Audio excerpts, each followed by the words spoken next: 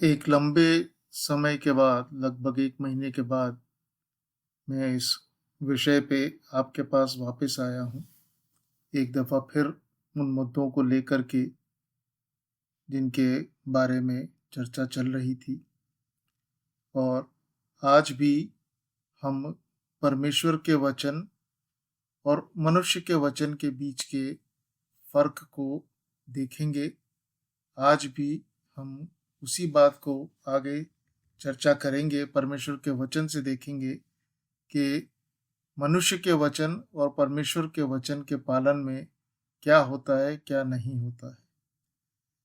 आम तौर से ये माना जाता है कि जैसा प्रभु यीशु मसीह ने मत्ती 24 अध्याय के 11 पद में 24 पद में कहा कि अंत के दिनों में बहुत सारे झूठे भविष्यद्वक्ता और गलत शिक्षा देने वाले खड़े हो जाएंगे। तो लोग यही समझते हैं कि ये एक अंत के दिनों का चिन्ह है और अंत के दिनों में ऐसा होगा। लेकिन परमेश्वर का वचन हमें दिखाता है कि ये केवल अंत के दिनों का चिन्ह नहीं है। अंत के दिनों में तो ये बहुतायत से होगा, लेकिन यही बात पहले से भी होती चली आ रही है। अगर आप मत्ती 15 अध्याय का 1 से 9 पद में देखेंगे तो वहाँ पे प्रभु यीशु मसीह का एक वाद विवाद हुआ है फरीसियों के साथ, और उस वाद विवाद के दौरान 7, 8 और 9 पद में प्रभु यीशु मसीह यशाया 29 अध्याय के 13 पद का हवाला देते हैं और कहते हैं कि यशाया ने जो कहा वो उन फरीसियों के विरोध में, उन फरीसियों के विरुद्ध एक भविष्यवाणी थी जिनके साथ अभी प्रभु यीशु मसीह का वाद विवाद हो रहा है। एक थोड़ा सा हम ध्यान देते हैं फरीसियों के बारे में। फरीसियों के लिए माना जाता है कि इनका आना लगभग 150 साल पहले, प्रभु यीशु मसीह के जन्म से 150 साल पहले हुआ था। आना मतलब इनका एक गुट बनना या इनका एक समुदाय के रूप में उठ के खड़े होना। और उस समय ये लोग वो थे जो परमेश्वर के वचन को बड़े ध्यान से पढ़ने वाले और बड़ी कड़ाई से उसका पालन करने वाले लोग थे। और ये एक विशेष गुट बन गया लोगों का जो परमेश्वर के वचन के ऊपर बहुत कड़ाई से ध्यान देते थे और पालन करते थे। और प्रभु यीशु मसीह के जन्म होने के समय तक, यानी कि उन लोगों के अस्तित्व में आने के लगभग 150 साल बाद तक, ये यहूदी समाज में धार्मिक अगुवे बन चुके थे। इन्होंने परमेश्वर के वचन को, उस भाग को जिसे आज हम पुराना नियम कहते हैं, उस समय उनके पास केवल वही भाग था। उन्होंने उसको अपनी ही तरीके से व्याख्या करी, उसमें से अर्थ निकाले, उसमें से बातें निकाली और फिर वो अपनी ही की गई व्याख्या और समझ और अपने ही किए गए जो उनके इंटरप्रिटेशंस थे या उनकी तरफ से जो उनको लगता था कि ये सही है, ऐसा होना चाहिए, वो उन बातों को सामान्य लोगों को सिखाने भी लगे और उनका पालन भी करने लगे। परमेश्वर के वचन को उसकी वास्तविकता में कम, लेकिन जो उन्होंने उसकी व्याख्या करी थी, उससे अर्थ निकाले थे, उसके आधार के ऊपर जो शिक्षाएं बनाई थी, वे बस उनको पालन करने वाले और पालन करवाने वाले लोग बन चुके थे। अब ये एक बात है कि जो कुछ भी वो पढ़ाते थे, सिखाते थे, वो किसी न किसी रूप में उस पवित्र शास्त्र के साथ कहीं ना कहीं जुड़ा हुआ होता था। लेकिन जुड़ा हुआ होने का ये मतलब नहीं है कि वो उस वचन की, जो परमेश्वर ने लिखवाया है, बिल्कुल सही व्याख्या होती थी या सही अर्थ होता था।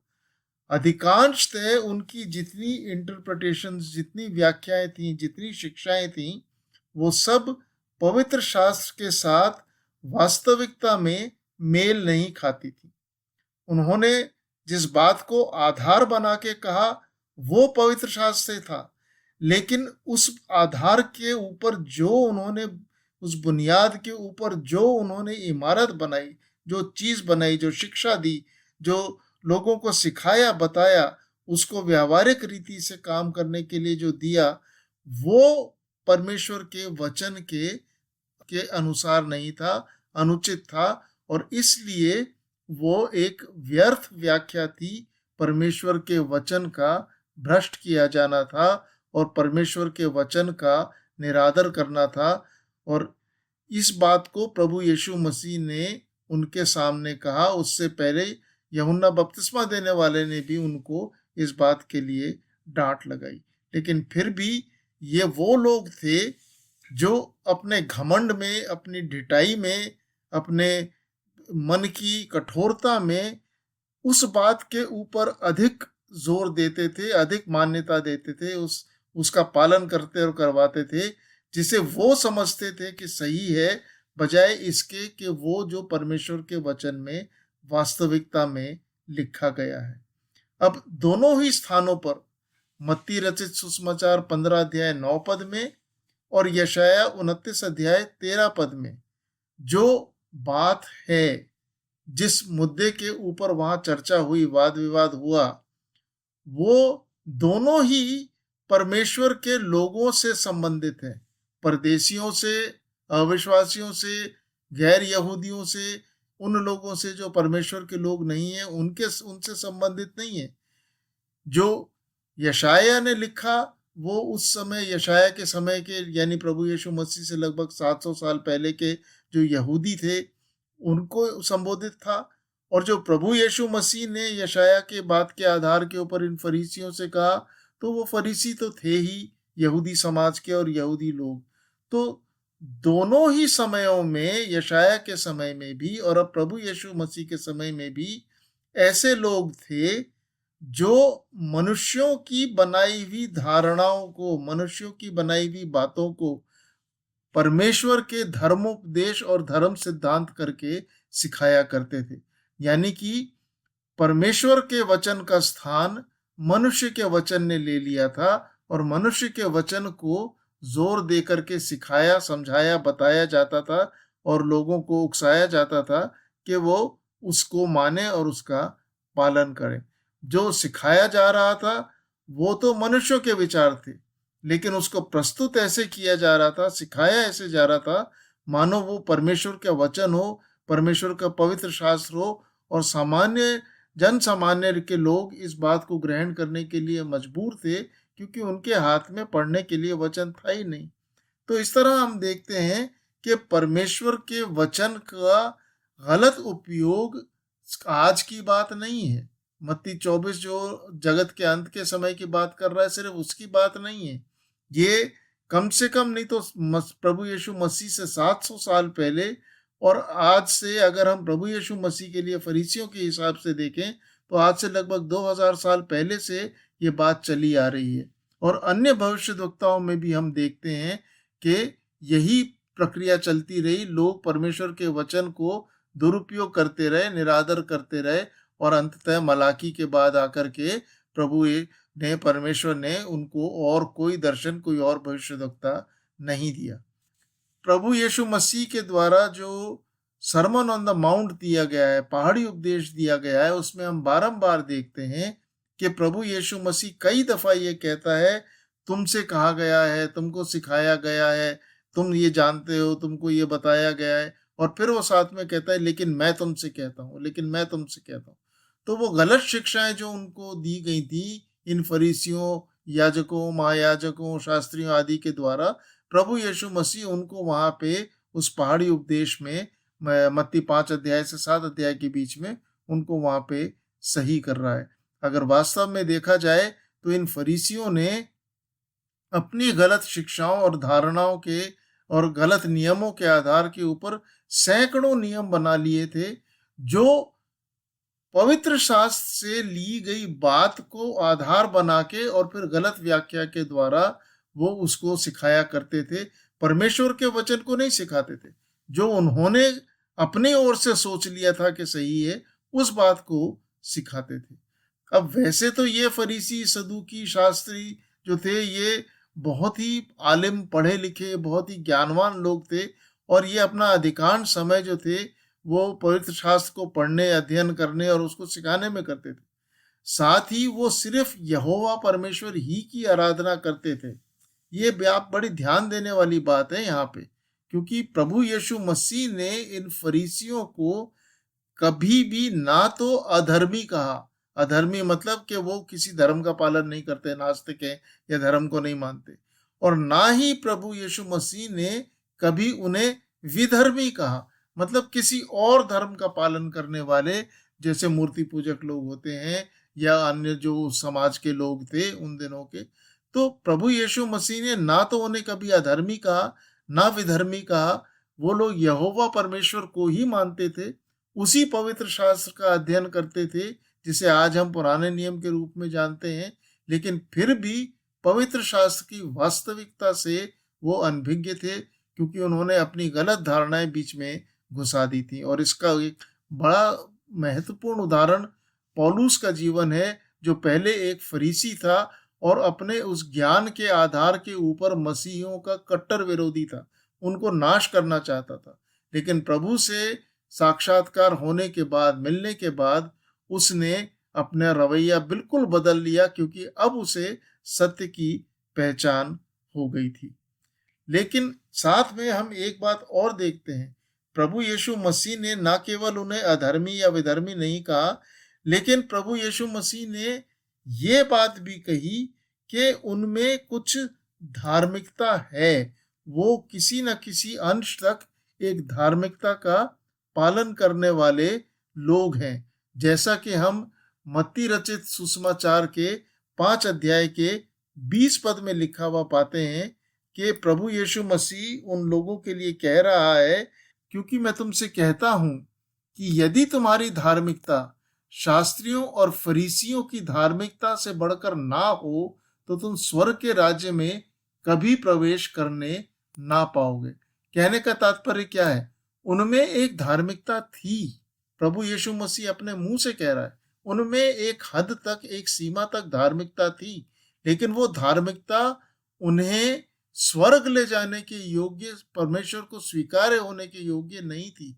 उनकी वो धार्मिकता अपर्याप्त थी, उनकी वो धार्मिकता उचित या सही नहीं थी। इसी प्रकार से हम देखते हैं कि मत्ती के 23 अध्याय के 2 और 3 पद में प्रभु यीशु मसीह उनके लिए कहता है कि शास्त्री और फरीसी तो मूसा की गद्दी पर बैठे हैं, इसलिए वे तुमसे जो कुछ कहें वो करना और मानना, परंतु उनके से काम मत करना, क्योंकि वे कहते तो हैं पर करते नहीं।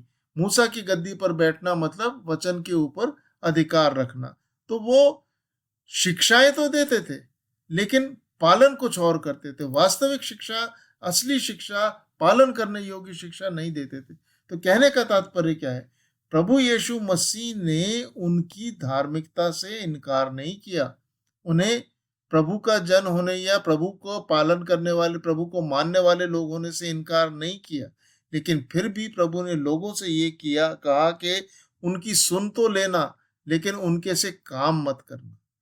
हमारे वर्तमान के संदर्भ में जिन बातों के ऊपर हम आजकल चर्चा कर रहे हैं या ये श्रृंखला चल रही है, हम इन बातों से इसके लिए क्या सीख सकते हैं?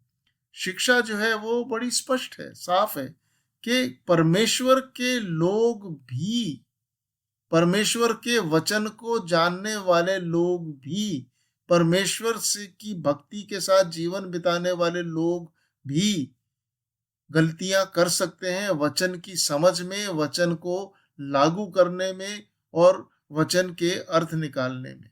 और ये बात सिर्फ फरीसियों, सदूकियों, शास्त्रियों और उस समय के याजक महायाजकों के लिए नहीं थी। पवित्र शास्त्र हमको दिखाता है कि दाऊद और सुलेमान जैसे लोग भी इस किस्म की गलतियां कर बैठे थे। नए नियम में हम आते हैं तो पौलुस इस किस्म की गलतियां कर बैठा था, जब उसने बरनबास के साथ जब उसकी बहस हुई, यहाँ तक की बात इतनी बड़ी कि बरनबास और पौलुस अलग अलग हो गए, और मुद्दा सिर्फ ये था कि यूहन्ना मरकुस को साथ में सेवकाई के लिए लेके जाना है कि नहीं।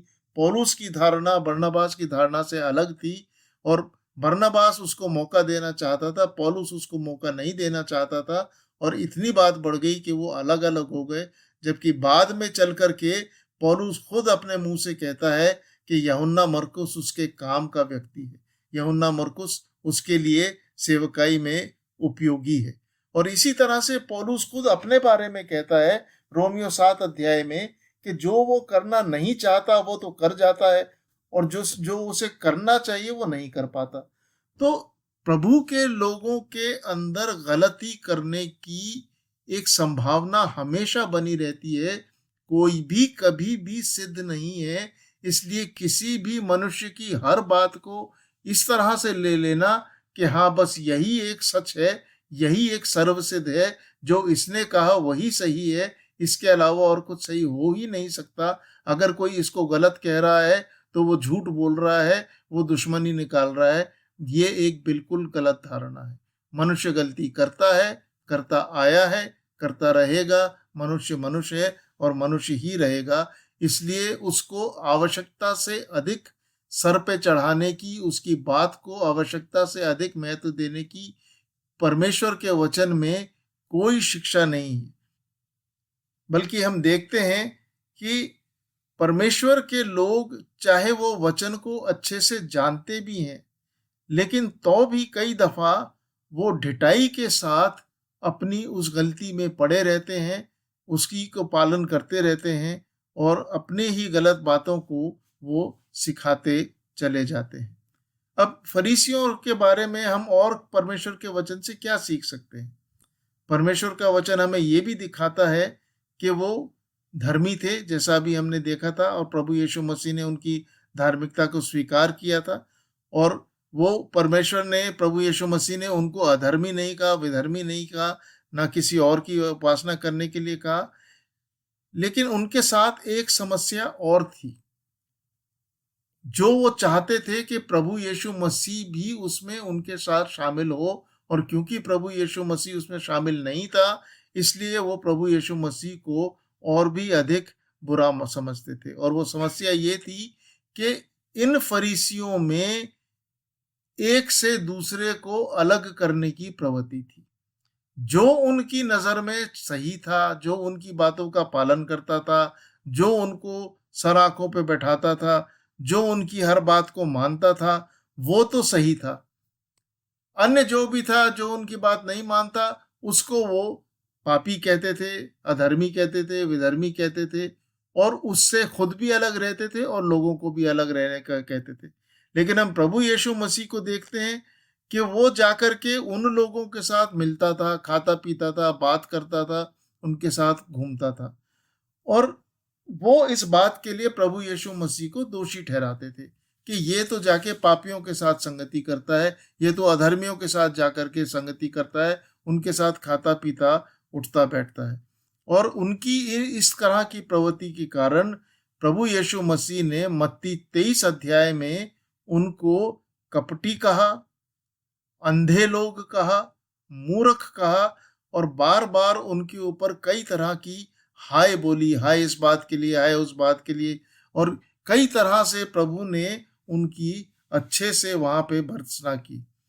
प्रभु यीशु मसीह ने कभी भी उनकी किसी गलत शिक्षा को ना तो स्वीकार किया और ना उसके साथ कोई समझौता किया, चाहे वो इस बात का दावा करते हों कि ये तो परमेश्वर के वचन के ऊपर आधारित है और उससे संबंधित कोई एक आध हवाला वो चाहे दिखा देते हों।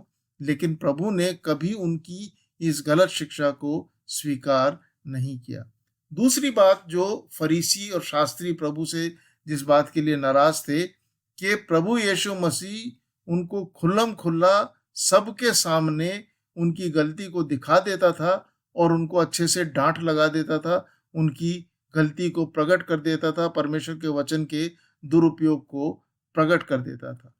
ये परमेश्वर के वचन की एक बड़ी बड़ी खुली शिक्षा है, इसमें कोई दो राय नहीं है। परमेश्वर का वचन बहुत साफ कहता है कि परमेश्वर ने ये कहा है कि जो लोग, उसके लोग जो गलती में हो, पाप कर रहे हो, उनको खुल्लम खुल्ला सबके सामने इस बात के लिए डांटा जाए।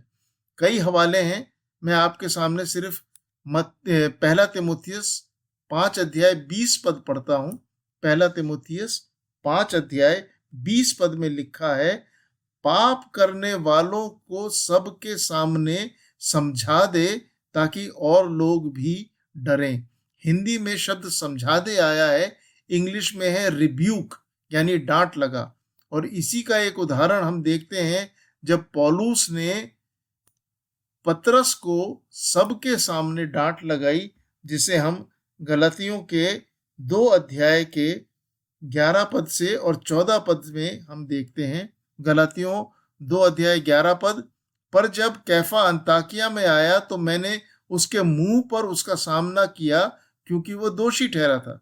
परंतु जब मैंने देखा, 14 पद में पढ़ रहा हूं, पर जब मैंने देखा कि वे सुसमाचार की सच्चाई पर सीधी चाल नहीं चलते, तो मैंने सबके सामने कैफा से कहा कि जब तू यहूदी होकर अन्य जातियों के समान चलता है और यहूदियों के समान नहीं, तो तू अन्य जातियों को यहूदियों के समान चलने को क्यों कहता है। मतलब परमेश्वर का वचन इस बात को रोकता नहीं है कि अगर कोई गलती कर रहा है तो उसको सबके सामने इस बात के लिए चिताया जाए, जरूरत पड़े तो डांट लगाई जाए। अन्य स्थान जहां पे आप इस बात को देख सकते हैं वो दूसरा तीमुथियुस 3 अध्याय 16-17 पद में, दूसरा तीमुथियुस 4 अध्याय 2 पद से 5 पद में, तीतुस की पत्री के दूसरे अध्याय के 15 पद में भी इन बातों को हम देख सकते हैं। और फिर प्रभु यीशु मसीह ने इन फरीसियों को उनके उस भयानक आने वाले दंड के बारे में बताया, चेलों को बताया, अपने शिष्यों को बताया कि इन लोगों का क्या अंजाम होने जा रहा है, जो मत्ती 15 अध्याय के 13 और 14 पद में लिखा हुआ है। मत्ती 15 अध्याय 13 और 14 पद कहता है, उसने यानी प्रभु यीशु मसीह ने उत्तर दिया, हर पौधा जो मेरे स्वर्गीय पिता ने नहीं लगाया उखाड़ा जाएगा। उनको जाने दो, वे अंधे मार्ग दिखाने वाले हैं, और अंधा यदि अंधे को मार्ग दिखाए तो दोनों गड्ढे में गिर पड़ेंगे। प्रभु यीशु मसीह के द्वारा उन लोगों के सामने दिए गए सारे उदाहरणों, सारी शिक्षाओं, सारे डांट लगाने समझाने, सारे आश्चर्य कर्म करके दिखाने, सब बातों के बावजूद उन्होंने कभी भी प्रभु को स्वीकार नहीं किया, अपनी गलतियों के लिए सचेत नहीं हुए, अपने आप को सही नहीं किया। वो ढिठाई के साथ अपने घमंड में, अपनी गलतियों में बने रहे, उसी का निर्वाह करते रहे, उसी को दूसरों को बताते रहे। और क्योंकि प्रभु यीशु मसीह को वो चुप नहीं करा सक रहे थे, तो उसको फिर उन्होंने मार डालने के षड्यंत्र बनाने शुरू किए और अंततः उन्होंने उसको मरवा भी डाला। लेकिन आप जानते हैं ये अंत नहीं था। एक समय वो आया, लगभग 70 ईस्वी में, प्रभु यीशु मसीह के जन्म के लगभग 70 ईस्वी में, यानी प्रभु यीशु मसीह के मारे जाने से लगभग 40 साल के बाद, के वो मंदिर भी नाश हो गया। वो याजक, महायाजक, फरीसी, शास्त्री, सदुकी भी उस मंदिर के साथ वहां पे नाश हो गए। वो सारा का सारे पद्धति, वो सारा प्रणाली, वो पूरा का पूरा सिस्टम खत्म हो गया। लेकिन एक बात और ध्यान देने की है यहाँ पे, बहुत महत्वपूर्ण है, क्योंकि इस बात को लेकर के लोग कई दफा कुछ उल्टा ही सोचते हैं, कुछ उल्टा ही समझते हैं, कुछ गलत ही धारणा लगाते हैं। उस मंदिर के नाश होने के समय तक परमेश्वर ने उन फरीसियों, सदुकियों, शास्त्रियों, याजकों, महायाजकों से उनकी वो सेवकाई हाथ से वापस नहीं ली, छीनी नहीं। वो चाहे गलत शिक्षाएं दे रहे थे, अनुचित शिक्षाएं दे रहे थे, लेकिन प्रभु के न्याय के दिन तक, उनका न्याय करे जाने के दिन तक परमेश्वर ने उनको वो काम कर लेने दिया। कहने का तात्पर्य क्या है? दूसरे शब्दों में अगर इस बात को समझें, क्योंकि परमेश्वर ने उनको मंदिर में बने रहने दिया, उनको उनके स्तर पे, उनको उनके स्थानों पे बने रहने दिया, उनको अपनी गलत शिक्षाएं और परमेश्वर के भ्रष्ट किए हुए वचन को सिखाने पढ़ाने दिया, इसका ये मतलब नहीं था कि परमेश्वर उनसे खुश था, उनकी बात को स्वीकार करता था, जो वो कहते थे, सिखाते थे, प्रचार करते थे, वो परमेश्वर को स्वीकार्य था और परमेश्वर उनसे सहमत था। परमेश्वर सहमत नहीं था, जैसा प्रभु यीशु मसीह ने उनको बता दिया था। लेकिन परमेश्वर ने उनको एक समय दिया था, चेतावनी दी थी और स्वयं प्रभु यीशु मसीह में होके उनके सामने वास्तविकता को रखा था कि और बड़े धैर्य से, परमेश्वर का एक गुण है कि वो विलंब से कोप करने वाला है, तो बड़े धैर्य से वो इंतज़ार करता रहा कि ये सीख जाएँ, समझ जाएँ, पालन कर लें, अपनी गलतियों से पलट जाएँ। उन प्रभु यीशु मसीह के बाद चेलों के द्वारा जो सुसमाचार प्रचार हुआ, उससे जो लोगों के जीवन बदले, उस उदाहरण को भी परमेश्वर ने उनके सामने रखा। कहीं वो ये समझ लें कि एक आया था, उसने कुछ बातें करी, कुछ लोग उसके पीछे हो लिए, अब वो चला गया तो वो सारा का सारा उसका कहा धरा सब का सब ऐसे ही खत्म हो गया।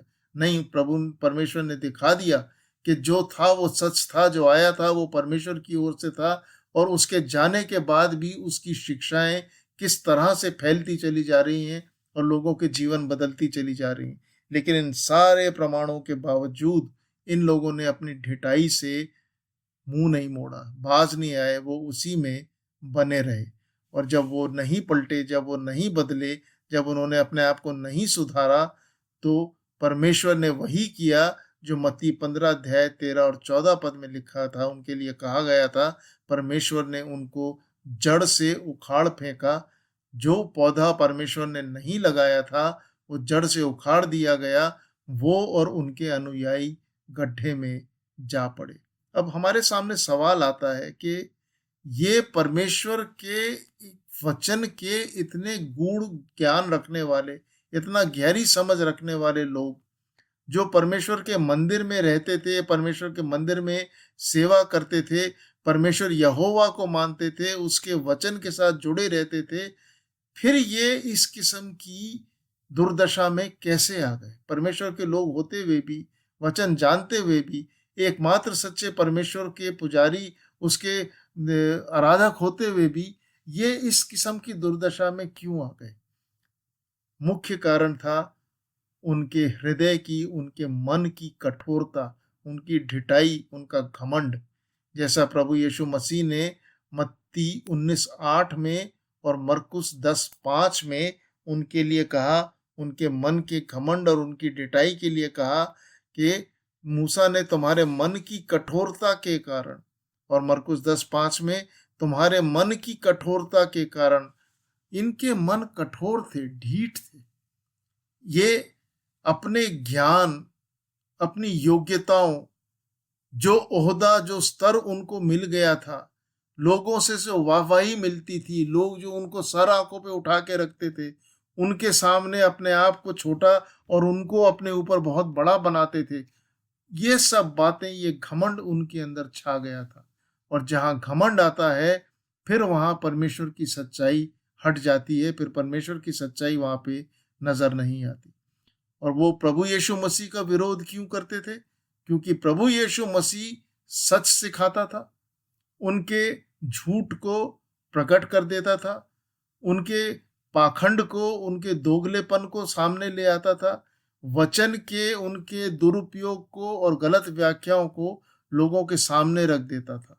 और वो उनके साथ मिल कर के समझौते का जीवन नहीं जीता था और उनकी वास्तविकता को लोगों के सामने ले आता था। तो इसलिए उनको ये सहन नहीं होता था कि उन्होंने इतना वचन की शिक्षा पाई, इतना सीखा, और ये एक अनपढ़ बढ़ई का बेटा आकर के उनके सामने सवाल उठा रहा है, उनसे बात कर रहा है, उनकी नहीं मान रहा, उनकी जो कह रहे हैं उन बातों के ऊपर सवाल उठा रहा है। वो बातें जो पिछले 150 लगभग साल से जिनको वो सीखते, जानते, लिखते चले आए हैं, उन बातों को तो चुनौती दे रहा है। इससे भी बढ़ के उनको इस बात से और खिसियाहट होती थी कि जब जब उन्होंने प्रभु यीशु मसीह को नीचा दिखाना चाहा, जब जब प्रभु यीशु मसीह को अपने नीचे दबा करके रखना चाहा, प्रभु यीशु मसीह ने हमेशा ही अपने प्रत्युत्तर से उनके मुंह बंद कर दिए, उनको लोगों के सामने लज्जित कर दिया। और ये प्रभु यीशु मसीह के लड़कपन से होता आ रहा है। हम देखते हैं कि लूका 2 अध्याय के 46-47 पद में जब प्रभु यीशु मसीह वहाँ मंदिर में पीछे छूट गया था, जब वो छोटा लड़का ही था, 12 साल का लड़का ही था, तो वो वहाँ पे जब उसके माँ बाप उसको ढूंढने गए तो देख लिखा हुआ है कि लूका 2 अध्याय 46-47 पद में 3 दिन के बाद उन्होंने उसे यानी प्रभु यीशु मसीह को मंदिर में उपदेशकों के बीच में बैठे उनकी सुनते और उनसे प्रश्न करते हुए पाया, और जितने उसकी सुन रहे थे वे उसकी समझ और उसके उत्तरों से चकित थे। तो लड़कपन से ही प्रभु यीशु मसीह उनके मुंह बंद करता आया था। प्रभु यीशु मसीह ने उनके साथ समझौता नहीं किया, वो उनकी अधीनता में नहीं आया, और ये बात उनको बहुत अखरती थी। इस बात से वो बहुत चिढ़ते थे कि हम इसे अपने काबू में क्यों नहीं कर पाते। उन्होंने तरह तरह के सवालों के द्वारा उसको काबू में करने की कोशिश करी, नीचे दिखाने की कोशिश करी, लेकिन प्रभु ने हर दफा उनको निरुत्तर कर दिया। और इससे उनका अहंकार जो था वो इतना आहत हो गया, इतना उसके ऊपर चोट लगी कि अंततः उन्होंने प्रभु को मरवा डालने का ही इंतजाम कर लिया, और प्रभु को स्वीकार करने की बजाय प्रभु का तिरस्कार करना और लोगों से तिरस्कार करने का उन्होंने प्रयास किया। लेकिन नतीजा क्या हुआ? अंततः वो और उनके द्वारा बनाया गया सारा का सारा जितना वो सिस्टम था वो सब नाश हो गया। लेकिन प्रभु के द्वारा दिया गया परमेश्वर का वचन फैलता चला गया, बढ़ता चला गया, सारे संसार में बढ़ता चला गया, छा गया। और दुख की बात यही है कि यही बात आज मंडलियों में हो रही है। इन कुछ थोड़ी सी मुट्ठी भर मंडलियों में यही बात हो रही है। एक मनुष्य के कहे गए शब्द, एक मनुष्य की गलत शिक्षाएं और गलत व्याख्या, एक मनुष्य के द्वारा वचन का दुरुपयोग, जिसका कोई वचन से कोई भी समर्थन नहीं है, उसको इस तरह से बोला और सिखाया जाता है मान लो वो वचन का धर्मोपदेश है, धर्म सिद्धांत है, परमेश्वर के वचन में लिखी गई बात है, जबकि वो बात वचन में ना तो कहीं लिखी गई है ना कहीं उपयोग की गई है। वास्तविक सच को बताया नहीं जाता, बोला नहीं जाता। कोई बोलना चाहता है तो उसको दबा दिया जाता है, लेकिन झूठ को, उस गलत शिक्षा को बढ़ा चढ़ा के उजागर करके लोगों के सामने रखा जाता है। हम वापस मत्ती 15 अध्याय 9 पद पे आते हैं, क्योंकि यहाँ पे एक और बहुत महत्वपूर्ण बात है जो हमारे लिए समझनी जरूरी है। मत्ती 15 अध्याय 9 पद में प्रभु यीशु मसीह कह रहा है, यशाया 29:13 का उदाहरण देके, ये व्यर्थ मेरी उपासना करते हैं क्योंकि मनुष्यों की विधियों को धर्मोपदेश करके सिखाते हैं। तात्पर्य क्या है? मनुष्यों की विधियों को धर्म उपदेश करके सिखाना व्यर्थ उपासना करना है, व्यर्थ आराधना करना है। और ये मेरे शब्द नहीं है, ये वचन में लिखे गए प्रभु के शब्द हैं। आप खुद खोल करके देख लीजिए, साफ लिखा है, ये व्यर्थ मेरी उपासना करते हैं क्योंकि ये मनुष्यों की शिक्षाओं को, मनुष्य के शब्दों को धर्मोपदेश करके सिखाते हैं। अब इस बात को समझने के लिए यहाँ पे एक और बात को साथ साथ देखना बहुत जरूरी है। मूल यूनानी भाषा में इस पद में, यानी मूल यूनानी भाषा में जो शब्द इस्तेमाल किया गया है, जिसका अनुवाद उपासना या आराधना किया गया है, वो यूनानी शब्द है सेबोमाई। लेकिन यूहन्ना 4 अध्याय 24 पद में, जिसे हम आराधना या उपासना के एक आधारभूत पद के रूप में देखते हैं कि परमेश्वर की आराधना कैसे होनी चाहिए, वहां पे जो सामरी स्त्री को प्रभु यीशु मसीह ने कहा आत्मा और सच्चाई से आराधना के बारे में, वहां पे जो आराधना या उपासना के लिए शब्द इस्तेमाल किया गया है वो मूल यूनानी भाषा में है प्रोस्कूनियो। तो यानी यहाँ मत्ती 15:9 में सेबोमाई है और यूहन्ना 4:24 में प्रोस्कूनियो है। दो अलग अलग शब्द हैं। शब्द सेबोमाई का मतलब होता है श्रद्धा या आदर, जबकि प्रोस्कोनियो शब्द का मतलब होता है दंडवत करना या आदर के साथ, श्रद्धा के साथ, अपने आप को नम्रता के साथ दूसरे के सामने बिछा देना, अपने आप को बिल्कुल भूमि के ऊपर लिटा देना। तो अब प्रभु यीशु मसीह के शब्दों में मत्ती 15 अध्याय 9 पद को अगर हम देखें तो इसका मतलब ये हुआ कि जो लोग मनुष्यों की शिक्षाओं को धर्मोपदेश करके सिखाते हैं, जो परमेश्वर के वचन के स्थान पे मनुष्यों के द्वारा दी गई व्याख्याओं को लागू करना चाहते हैं, परमेश्वर उनके श्रद्धा और आदर को भी ग्रहण नहीं करता। परमेश्वर उनके द्वारा उसको दिखाई जाने वाली श्रद्धा को ग्रहण नहीं करता, वो व्यर्थ है। तभी प्रभु कह रहा है ये व्यर्थ मेरी उपासना करते हैं, क्योंकि मनुष्यों की विधियों को धर्मोपदेश करके सिखाते हैं। तो वो श्रद्धा जो परमेश्वर के वचन पे आधारित नहीं है, मनुष्य की मिस इंटरप्रिटेशन के ऊपर, गलत व्याख्या के ऊपर आधारित है, वो परमेश्वर को ग्रहण योग्य नहीं है। अब अगर आप इसको मत्ती 7 अध्याय 21 से 23 पद और हग्गई पहला अध्याय 9 से 11 पद और दूसरा अध्याय 16-17 पद के साथ मिला के देखेंगे तो आपको पता पड़ेगा कि ये कितनी भयानक बात है। मत्ती 7 अध्याय 21 से 23 पद में परमेश्वर उनको कह रहा है कि जिन लोगों ने अपनी मनमर्जी से कुछ भी परमेश्वर के नाम से किया, परमेश्वर उनको कहता है, हे कुकर्म करने वालों, मेरे पास से चले जाओ, मैंने तुम्हें कभी नहीं जाना। और इसी तरह हग्गई की पुस्तक के पहले अध्याय के 9, 10 और 11 पद में और 2 अध्याय के 16 और 17 पद में लिखा है कि जिन लोगों ने परमेश्वर को आदर नहीं दिया, काम तो परमेश्वर का करने निकले थे, लग गए अपनी ही मनमर्जी करने में, उन लोगों के ऊपर से परमेश्वर ने अपनी आशीषें हटा ली।